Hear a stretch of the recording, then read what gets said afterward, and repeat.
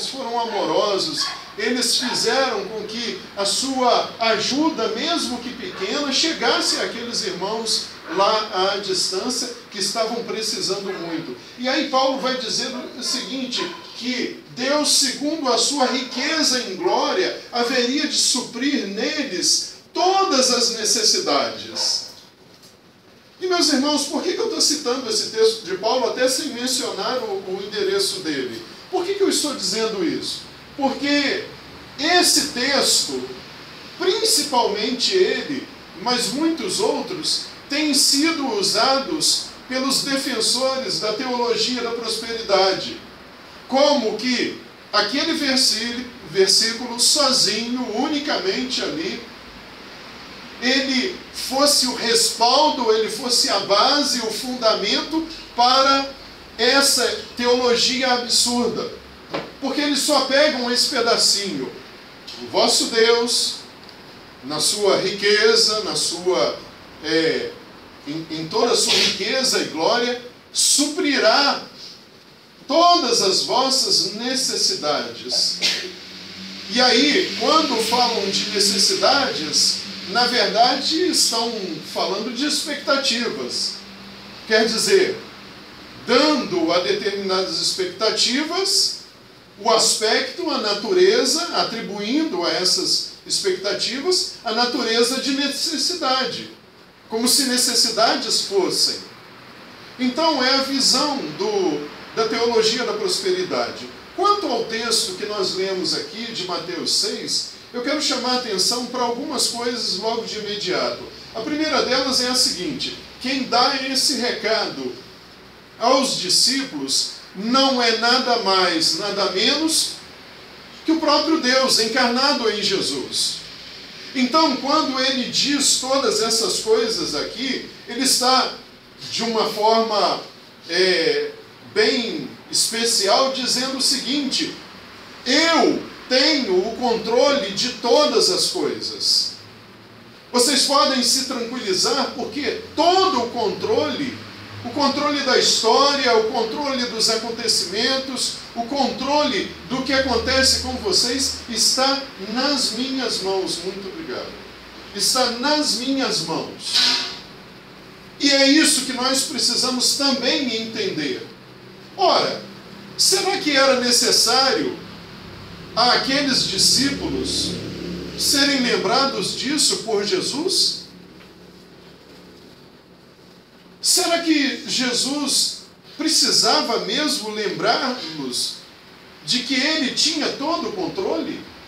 Parece que sim. E se essa necessidade ocorreu naquele tempo, eu imagino que não seja diferente de nós também, porque nós não somos diferentes daqueles seguidores de Jesus lá atrás. Somos pessoas igualmente distraídas, esquecidas, que perdemos de vista o cuidado de Deus porque começamos a dar atenção demais aos problemas. Então, de imediato aqui, nós devemos reconhecer que essa fala de Jesus indica o controle absoluto de Deus, de toda a situação em que vivemos, da nossa própria vida. Uma outra coisa que eu quero chamar a atenção é a seguinte: versículo 33, ele vai dizer que aqueles seus ouvintes ali, nós também, devemos buscar primeiro o reino de Deus e a sua justiça, e a sua justiça nos serão, e a sua justiça e todas as outras coisas nos serão acrescentadas. Buscar. Na verdade, quando João pregava, ele anunciava: o reino de Deus está próximo, o reino de Deus está chegando. E João foi conhecido como precursor, como aquele que abriu o caminho para a chegada de Jesus, como aquele que preparou o terreno para a chegada de Jesus.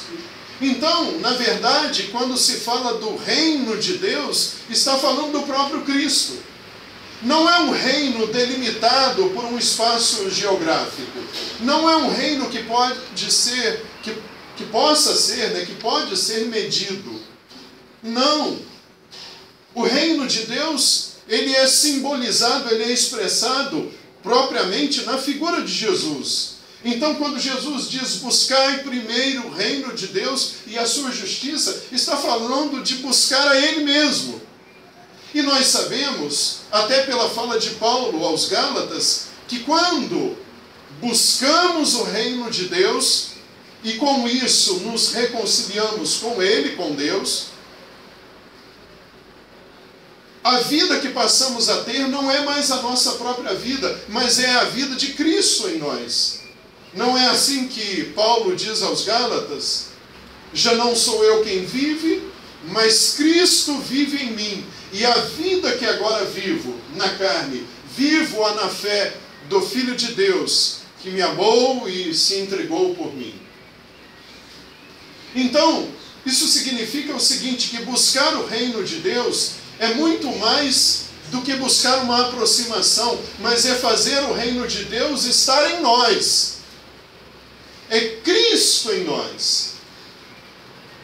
E aí, meus queridos, uma vez que o reino de Deus está em nós e nós nele, somos parte desse reino, somos íntimos desse reino, não apenas visitantes de um reino, não apenas alguém que vai fazer um tour pelo reino, mas uma vez que somos parte dele e ele também é parte de nós, há um entrelaçamento nosso com o reino de Deus, que é o próprio Cristo. Aí sim, todas essas recomendações de Jesus aqui fazem sentido. E nós podemos então perceber que elas são totalmente factíveis. Isso é, elas podem sim se tornar realidade. Elas podem sim ser verdade. Elas não são simplesmente sonhos. Elas não são simplesmente expectativas, mas elas devem ser a nossa vida na realidade.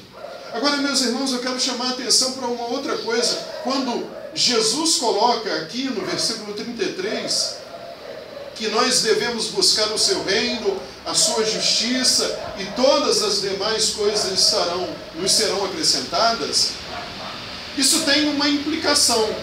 Que implicação é essa? A questão é a seguinte: se o reino de Deus está em nós, se nós estamos nele, isso significa que nessa vida nós podemos passar por toda e qualquer circunstância, por toda e qualquer situação.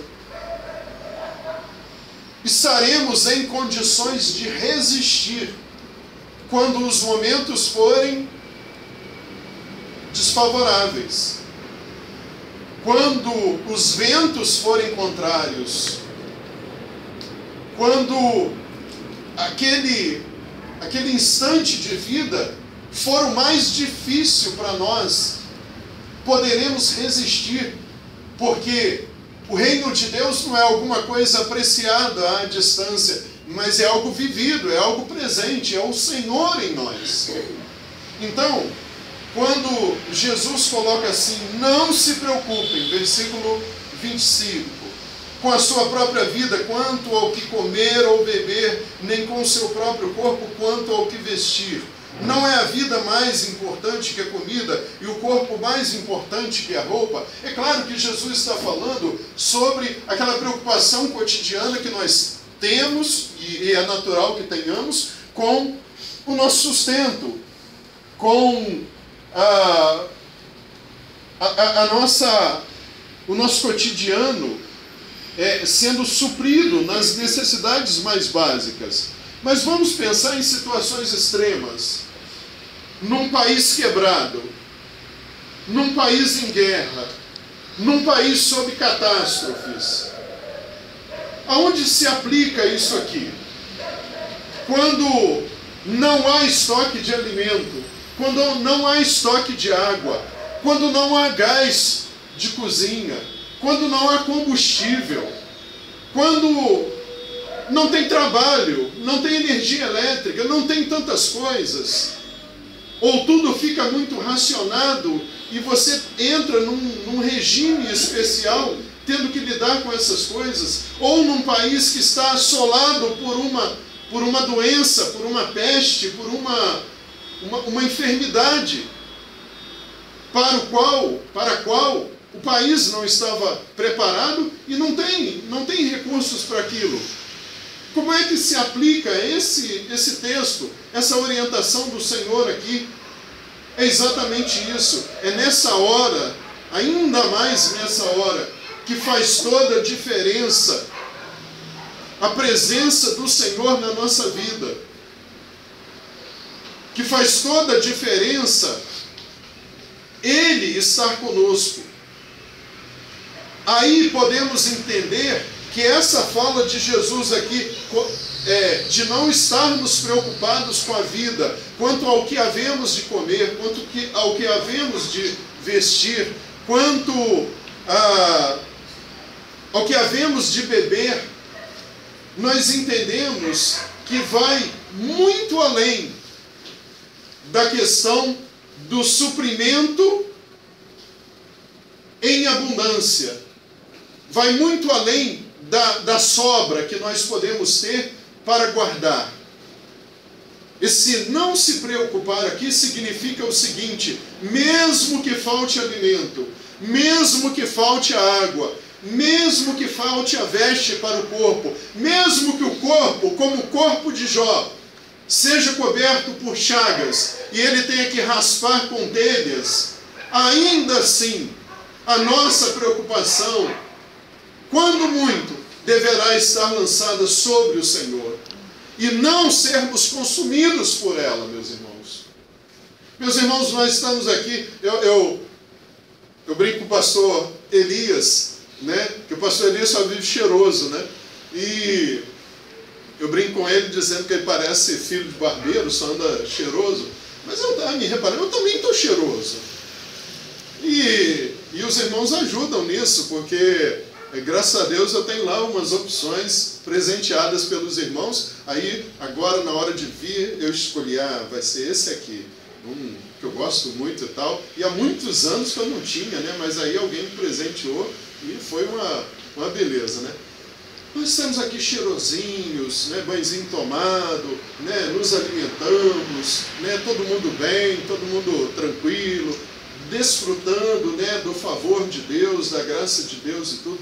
Mas, meus irmãos, vamos voltar ao nosso pensamento para milhares, talvez milhões de irmãos em Cristo que estão agora, nesse instante, seja lá à noite, como aqui é noite, ou seja lá dia, como será amanhã. Quantos irmãos não estão nessa mesma condição que nós estamos aqui? Livres, tranquilos, cheirosos, bem alimentados, com o nosso sono em dia. A gente chega em casa, acende a luz, entra, abre a torneira, tem água na torneira. Pode acender o fogo do fogão. Podemos fazer tantas coisas. Quantos irmãos agora não podem? Não podem.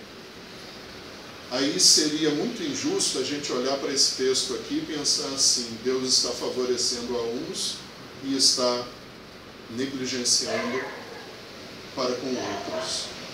É que quando o Senhor fala aqui, não se preocupem com o que é a vez de comer, beber, vestir, essa não preocupação é, inclusive, nesses momentos mais duros da vida, mais difíceis da vida.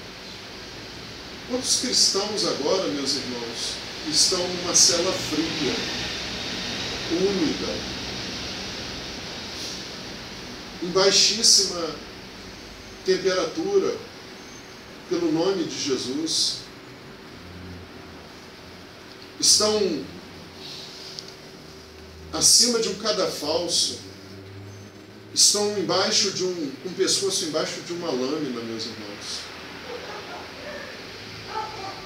Quantos dos nossos irmãos estão numa situação como essa? E Jesus está dizendo para eles: não se preocupem. Não se preocupem. Não se preocupem, porque a vida de vocês não é muito mais do que comida e bebida. O corpo de vocês não vale muito mais do que as vestes. E Jesus nos chama para colocar as coisas nos seus devidos lugares. Meus irmãos, nós idolatramos coisas, nós damos valor às coisas que são secundárias, quando aquilo que é principal é que deve ser cuidado primeiro, é que deve ser levado em conta. Nós invertemos as coisas muitas vezes e não devemos fazer isso. Observem as aves do céu. Não semeiam, nem colhem, nem armazenam em celeiros, contudo o Pai Celestial as alimenta, mostrando que o cuidado de Deus é um cuidado geral com a sua criação.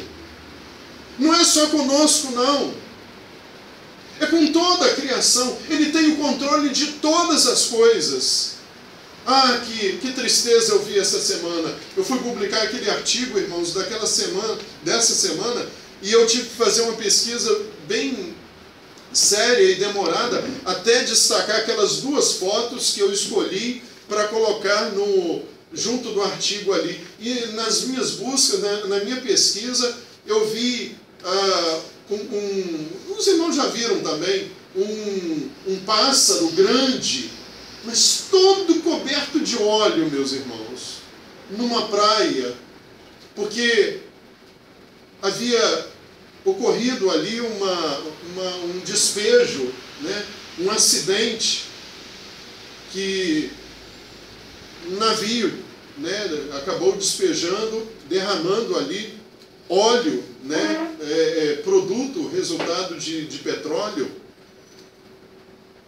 e aquele bichinho, aí quando você olha assim, você diz assim, o pensamento que vem na mente é: a natureza está sem defesa,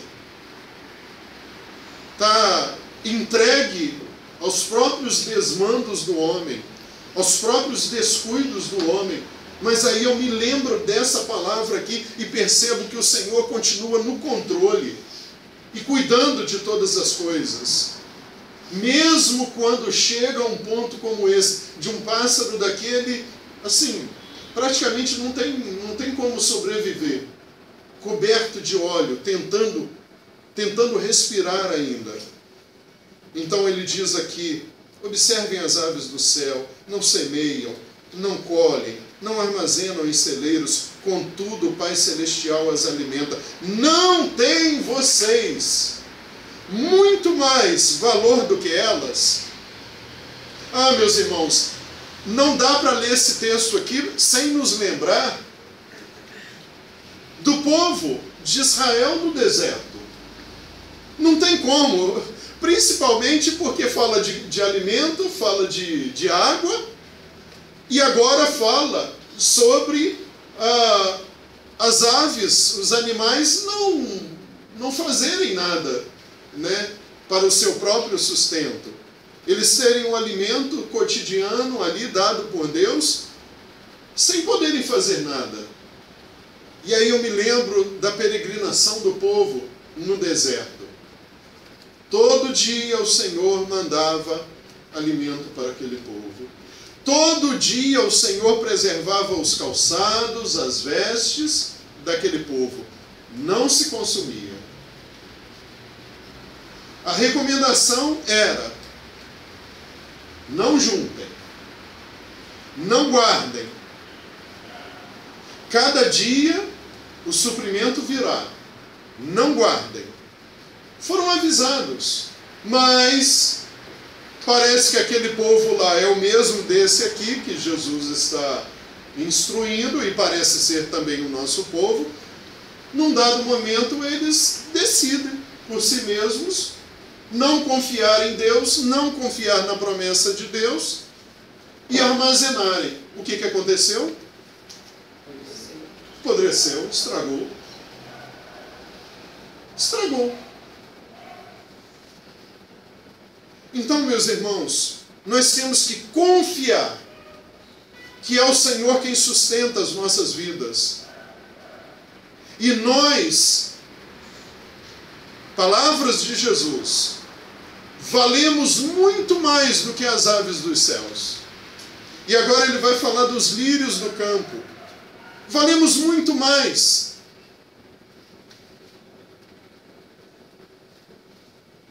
Eu fico pensando que isso aqui implica, inclusive, nos nossos planos de vida. Ah, meus irmãos, eu não sei quantos aqui já fizeram esse exercício de pensar assim: ah, se eu pudesse voltar no tempo. Ah, se eu soubesse que as coisas tomariam esse rumo, que aconteceriam essas coisas, eu faria assim, eu faria assado. Como imaginação é uma beleza.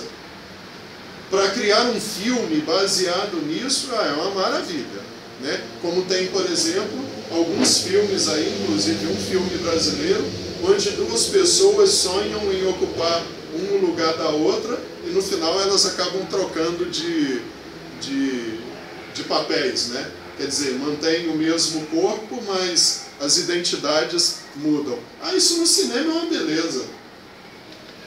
Isso em Hollywood é fantástico. Mas na vida real, não tem como. Como voltar no tempo? Como? Não tem como voltar no tempo.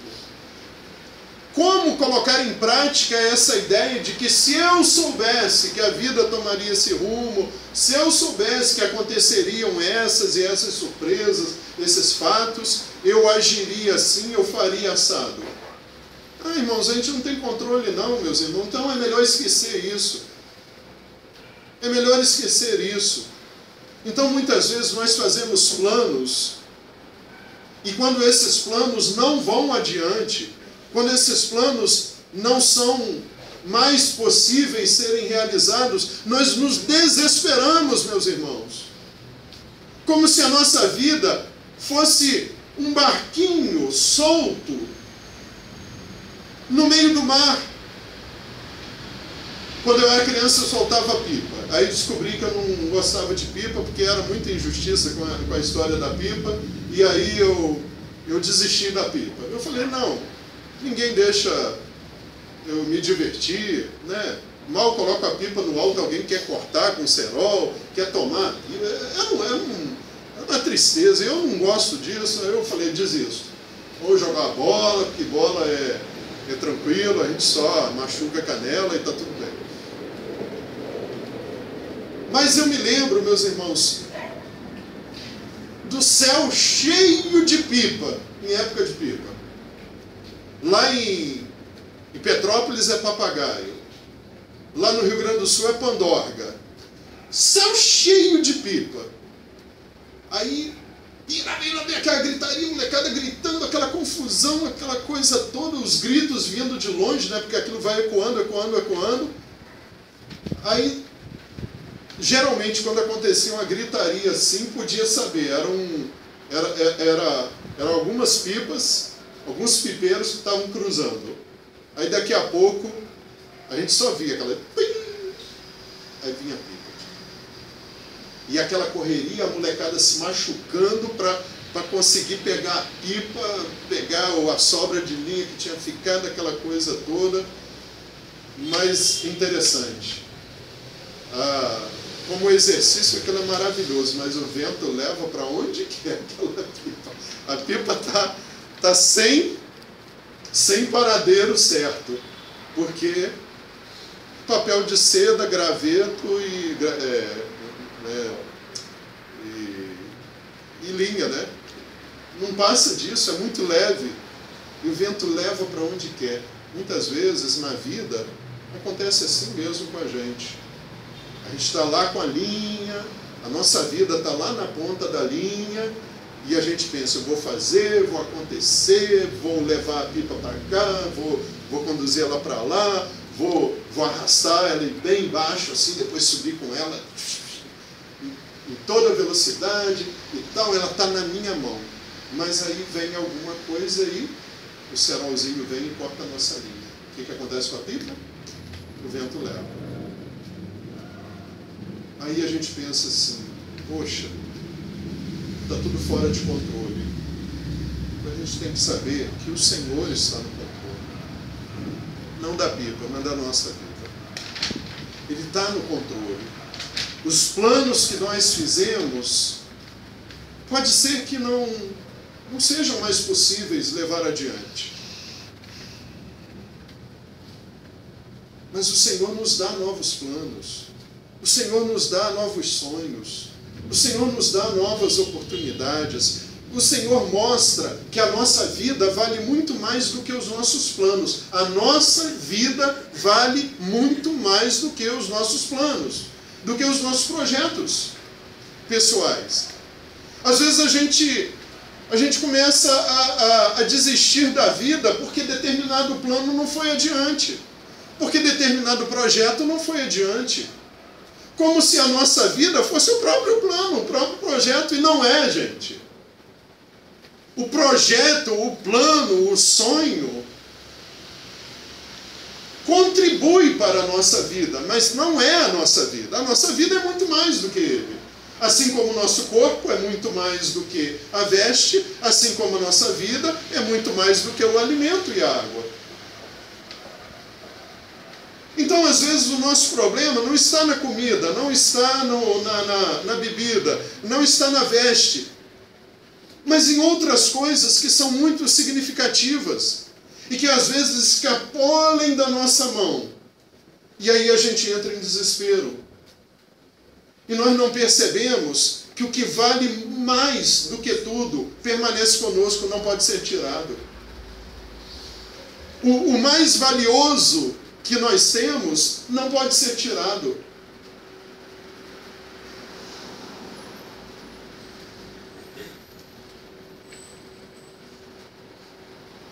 Por que vocês se preocupam com roupas? Vejam como crescem os lírios do campo, eles não trabalham nem tecem. Contudo, eu lhes digo que nem Salomão, em todo o seu esplendor, vestiu-se como um deles.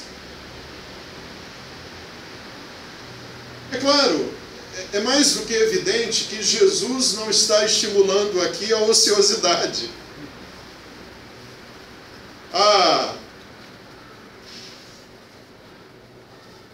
O não trabalhar, né? O não investir a sua vida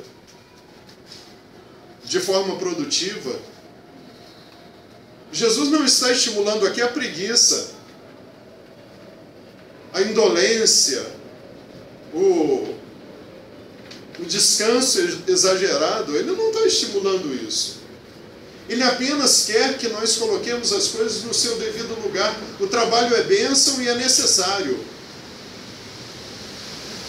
Mas o nosso trabalho não pode tirar de nós a visão, a verdade de que quem nos sustenta não é o nosso trabalho, mas é o Senhor. Não é o nosso emprego, mas é o Senhor. Não é o nosso projeto, não é o nosso plano, mas é o Senhor.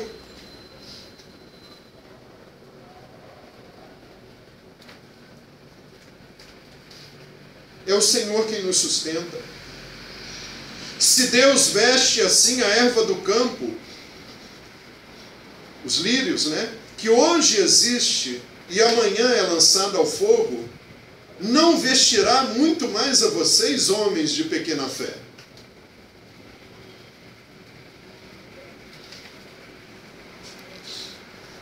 Portanto, não se preocupem dizendo, vamos comer, ou que vamos beber, ou que vamos vestir, pois os pagãos é que correm atrás dessas coisas. Mas o Pai Celestial sabe que vocês precisam delas. Ele fala de pagãos, ele fala de pessoas que ainda não descobriram por experiência própria que o Senhor tem o controle de todas as coisas. Ele é o provedor por excelência, é Ele quem sustenta, é Ele quem nos mantém vivos. São esses que ainda por experiência pessoal não conhecem, não sabem. Não buscaram ainda o reino de Deus. O reino de Deus não está neles. Eles não estão no reino de Deus.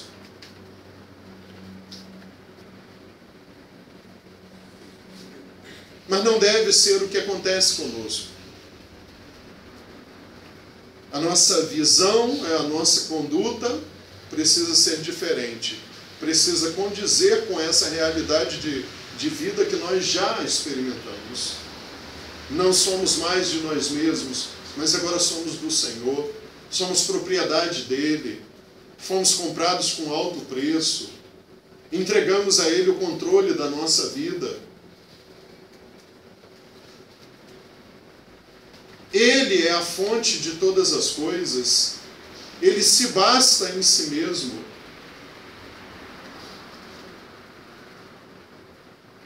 Diferente de nós não nos autossustentamos.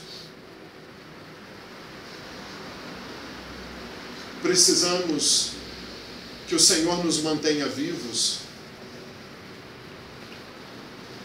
E a nossa vida é um sopro, uma brisa. Ou como dizia aquele senhor aventureiro, alguns anos atrás, num comercial de um dos bancos, ele com 70 e poucos anos e praticando alpinismo. E a esposa dele, muito preocupada e insistindo com ele para ele parar com aquele esporte radical, né? Ele com 70 e poucos anos. Mas aí ele contou que um amigo estava se alimentando, estava comendo, e na comida tinha uma ervilha. E esse amigo se engasgou com uma ervilha e empacotou. Segundo o moço do comercial, ele empacotou. Aí ele conclui dizendo assim: perigoso? Perigoso é a ervilha. Ele praticava alpinismo e continuava vivo. E o amigo dele, que não praticava alpinismo, se engasgou com uma ervilha e morreu da ervilha. Então é só para dizer o seguinte, que a nossa vida é muito frágil, meus irmãos. Que se não é o Senhor sustentando,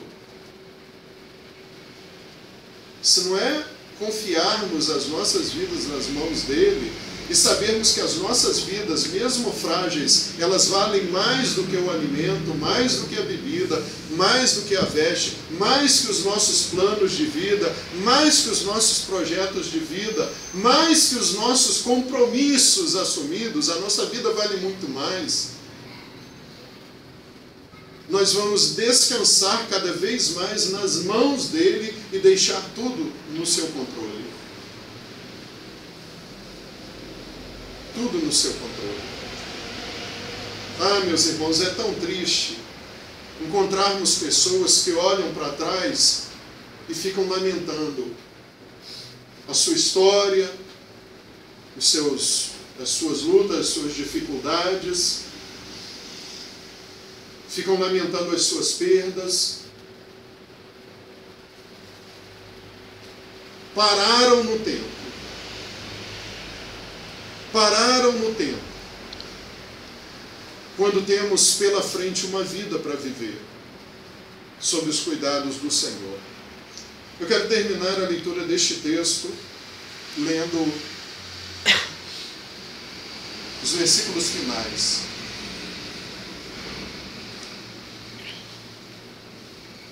Ele vai dizer então nos versículos 33 e 34: busquem, pois, em primeiro lugar o reino de Deus e a sua justiça, e todas essas coisas lhes serão acrescentadas.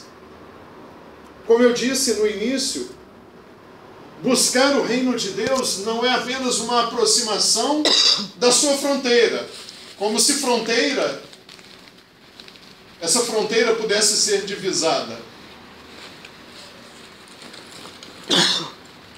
se não há uma divisa, se não há uma fronteira nítida, porque o reino de Deus não é um espaço territorial, não é um espaço geográfico, mas nós podemos dizer que há um outro tipo de fronteira, que muitas vezes as pessoas, quando ouvem sobre buscar o reino de Deus, elas entendem que devem ir até próximo a essa fronteira. E qual é a fronteira?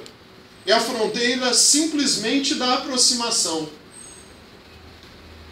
onde nós chegamos próximos do reino, mas não entramos no reino. Chegamos perto do reino, mas o reino, nós não permitimos que ele entre em nós, através de Jesus. Então ficamos ali naquela fronteira, a fronteira da aproximação pura e simples. Então, como disse no início, buscar o reino de Deus e a sua justiça é compromisso íntimo, compromisso integral, compromisso definitivo, compromisso para valer. É Jesus em nós e nós no reino. É uma vida nova, diferente, onde as preocupações vão sendo substituídas pela certeza do cuidado de Deus por nós. Onde a única preocupação que deve de fato nos tomar é buscar cada vez mais o reino de Deus e a sua justiça, para que então as demais coisas, que são também importantes, nos sejam supridas, nos sejam atendidas, conforme a vontade de Deus, conforme o seu desejo. Mas eu quero ainda observar com os irmãos o versículo 34. O texto diz assim: portanto, não se preocupem.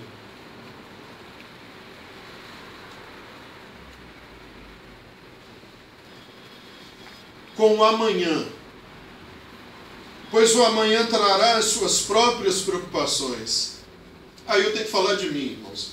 A casa que nós moramos, que não é nossa, amanhã é o segundo pregão do leilão, né? Infelizmente, os proprietários levados à justiça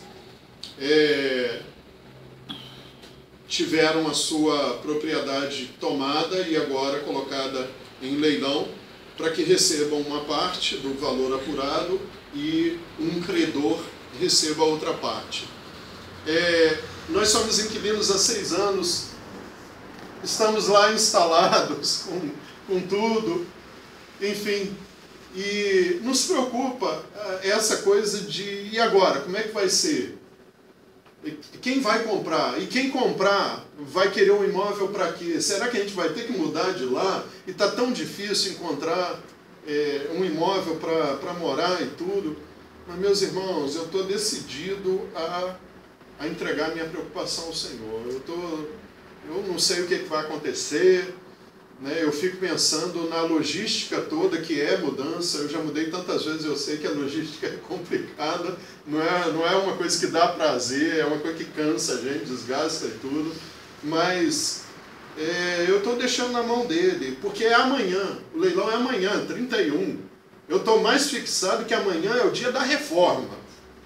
Não quero saber que é dia do leilão, embora eu tenha que estar lá também, né? Mas por quê, meus irmãos? Porque o dia que Deus nos tem dado para viver é o dia de hoje. É o dia de hoje. Não é o de ontem e não é o dia de amanhã, é o dia de hoje. Então, quando ele diz, portanto, não se preocupem com o amanhã, pois o amanhã trará as suas próprias preocupações, basta cada dia o seu próprio mal. O mal aí são as questões do dia, as lutas desse dia.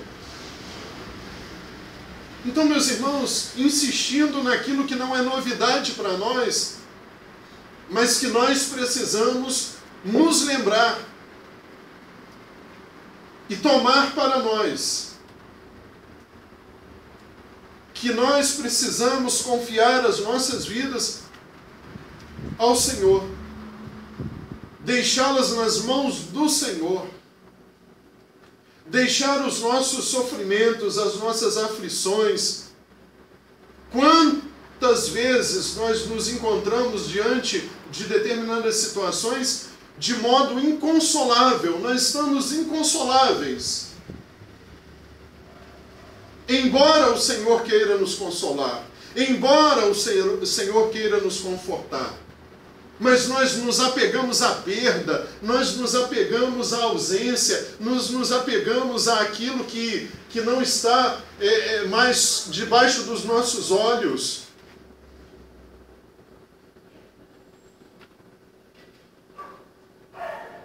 Ah, meus irmãos, isso torna a vida complicada demais. O Senhor dá sinais visíveis de querer nos confortar, de querer nos consolar, de querer refazer as nossas forças, mas às vezes a gente demora a deixar.